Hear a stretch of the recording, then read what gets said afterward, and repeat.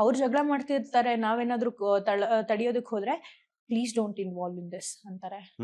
ಹಾಗೆಲ್ಲ ಇಂಗ್ಲಿಷ್ ಬಳಕೆ ಮಾಡಿದಾಗ my foot who the hell are you ಎಲ್ಲ ಇಂಗ್ಲಿಷ್ ಬಳಕೆ ಮಾಡಿದಾಗ ಕನ್ನಡ ಬಳಕೆ ಮಾಡಿ ಅಂತ ಮೊನ್ನೆ ಏನು ಇವ್ರಿಗೆ ಹೇಳ್ತಾರಲ್ಲ ರಘು ಅವರಿಗೆ, ಅವಾಗೆಲ್ ಹೋಯ್ತು ಕಂಟೆಸ್ಟೆಂಟ್ ಅಂತ ಹೇಳ್ತಾರೆ. ಕಂಟೆಸ್ಟೆಂಟ್ ಅನ್ನೋ ಪದಾನೇ ಇಂಗ್ಲಿಷ್ ಪದ.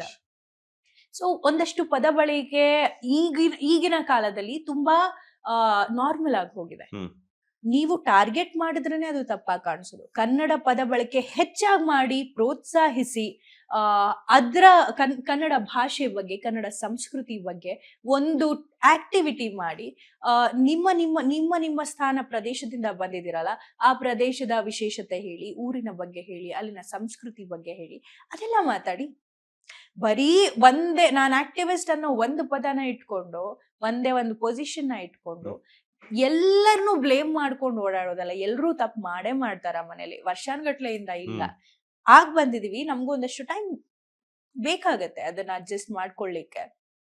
ಸೊ ಹಂಗಾಗಿ ಅವ್ರಿಗೆ ಯಾವ್ದು ಸರಿ ಅಂತ ಅನ್ಸತ್ತೋ ಆ ವಿಚಾರ ತೆಗೆದು, ಅವ್ರು ಯಾವ್ದ್ರಲ್ಲಿ ಹೆಚ್ಚಿಗೆ ಮಾತಾಡಬಹುದು ಅಂತ ಅನ್ಸುತ್ತೋ ಆ ವಿಚಾರ ಮಾತ್ರ ತೆಗೆದು, ಕಿರ್ಚಾಡಿದ ತಕ್ಷಣ ಜನರು ಸರಿ ಹೋದ್ರು, ಬದಲಾದ್ರು, ಪರಿವರ್ತನೆ ಆಗಿದೆ ಅಂತ ನಂಬಲ್ಲ.